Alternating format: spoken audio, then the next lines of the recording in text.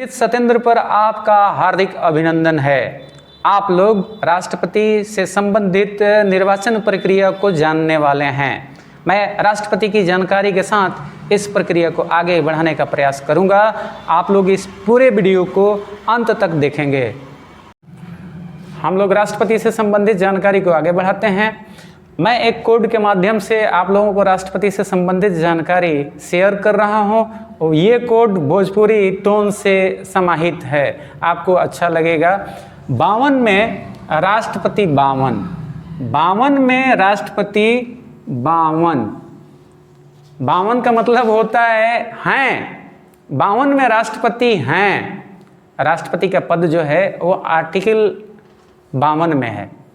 और 53 में उनसे हम कार्य करवाएंगे, कार्य करी हैं। 53 में वे कार्य करेंगे, कार्य करी हैं, यानी वो कार्यपालिका के प्रधान हैं, कार्यपालिका के हेड हैं। अनुच्छेद 53 के अनुसार राष्ट्रपति कार्यपालिका के प्रधान होते हैं, हेड होते हैं।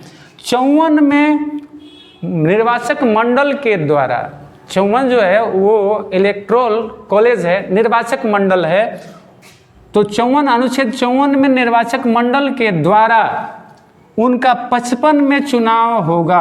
55 में चुनाव करी हैं, यानी चुनाव जीत के आएंगे अनुच्छेद 55 के तहत।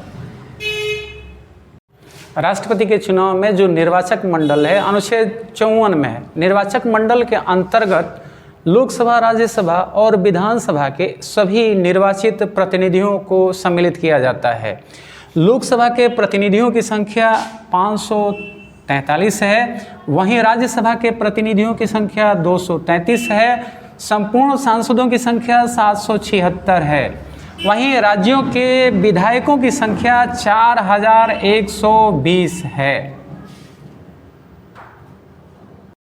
अनुच्छेद 55 के तहत राष्ट्रपति का निर्वाचन पद्धति है। इसमें एकल संक्रमणीय अनुपातिक प्रतिनिधित्व को अपनाया जाता है, जो 2 सिद्धांतों पर आधारित है। यह क्रमशः एकरूपता और समानता को प्रदर्शित करता है।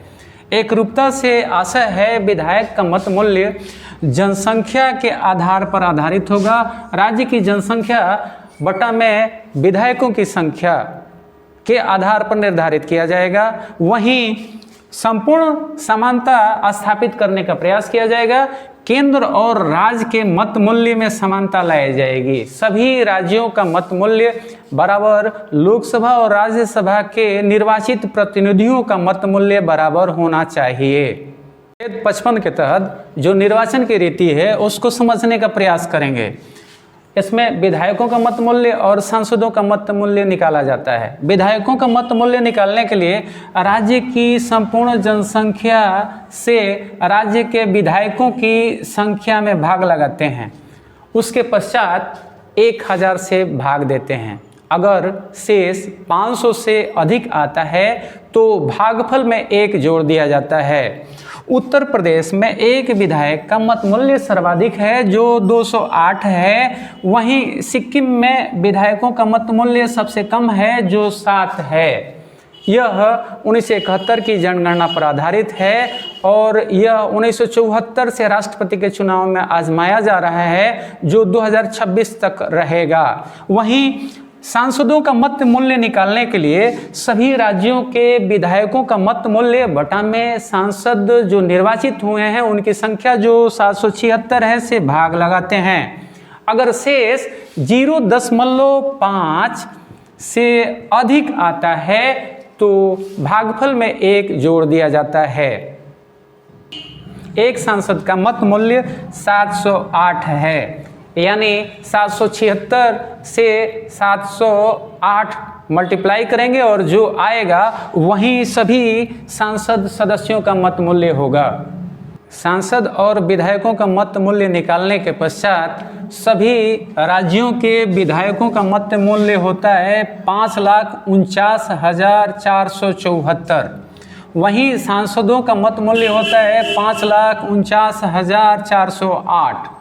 ये पूरे मत मूल्य 10,98,882 होते हैं। राष्ट्रपति के जीतने के लिए आवश्यक है कुल मतों की संख्या बटा में 2 + 1। तो कुल मतों की संख्या 10,98,882 में 2 से भाग लगाएंगे और उसके पश्चात 1 जोड़ देंगे। यह संख्या 5,49,442 बनती है। जिन किसी प्रत्याशी को 5,49,442 मत मिलेंगे उन्हें राष्ट्रपति के रूप में विजेता घोषित कर दिया जाएगा। अब हम समझेंगे कि राष्ट्रपति के चुनाव में मतों की गणना कैसे की जाती है। राष्ट्रपति का चुनाव बैलेट पेपर से किया जाता है और बैलेट पेपर के चुनाव में सभी प्रत्याशियों को अपनी वरीयता के अनुसार मत देना आवश्यक है। किसी एक व्यक्ति को ही केवल मत नहीं दिया जाता है, वरन मतदान के समय वरीयता को निर्धारित किया जाता है। जैसे ये बैलेट पेपर का मैंने प्रारूप तैयार किया है। इसके अंतर्गत अगर मुझे मतदान करने का अधिकार हो और मुझे मत करना हो तो मैं इस प्रकार से मतदान करूंगा। मेरी पहली वरीयता डी को जाएगी, दूसरी वरीयता सी को जाएगी, तीसरी वरीयता बी को जाएगी, चौथी वरीयता ए को और पांचवी वरीयता ई को तथा छठवीं वरीयता एफ को देंगे। इसी तरह से सभी मतदातागण अपने बैलेट का इस्तेमाल करते हैं और मतदान करते हैं। मतदान के उपरांत इन बैलेटों की गिनती के लिए जो तरीका अपनाया जाता है उसमें सबसे पहले पहली वरीयता को ध्यान में रखा जाता है। पहली वरीयता में अगर किसी प्रत्याशी को आधा से एक अधिक मत मिल गया तो उसे राष्ट्रपति चुन लिया जाता है। वहीं अगर ये स्थिति नहीं बनती है तो पहली वरीयता में जिस प्रत्याशी को सबसे कम मत मिले हैं उनके दूसरे वरीयता के मत मूलक को बाकी लोगों में हस्तांतरित कर दिया जाता है। उदाहरण के लिए अगर एफ को पहली वरीयता में सबसे कम मत मिले हैं तो इन्हें हम बाहर करेंगे और इनकी द्वितीय वरीयता में अगर 20 मत मिले हैं तो पांचों प्रत्याशी में बराबर बांटेंगे, यानी प्रत्येक को 4-4 मत हम जोड़ेंगे। 4 मत जोड़ने के पश्चात अगर उनको आधा से एक अधिक मत मिल जाता है तो हम उन्हें निर्वाचित घोषित करेंगे। अगर स्थिति ऐसी नहीं बनती है तो फिर हम आगे बढ़ेंगे और फिर अगली वरीयता के क्रम में हम जाएंगे। देखेंगे कि दूसरी वरीयता में किनको सबसे कम मत मिला है। मानते हैं कि ई को सबसे कम मत मिला है और इनकी तीसरी वरीयता में जो मतों की संख्या है वह 16 है। तो 4 जो प्रत्याशी शेष बचे हैं उनमें 4-4 मत बांट देंगे और उसके पश्चात हम देखेंगे कि आधा से एक अधिक प्राप्त हो रहा है या नहीं। अगर प्राप्त हो जाता है तो हम उन्हें विजेता घोषित करेंगे या नहीं प्राप्त होने पर इस क्रम को आगे जारी रखेंगे और आखिर में किसी एक प्रत्याशी को आधा से एक अधिक मत मिल ही जाएगा तो उन्हें हम राष्ट्रपति घोषित कर देंगे। मैं आशा करता हूं कि आपको आज का ये मेरा कार्यक्रम अच्छा लगा होगा।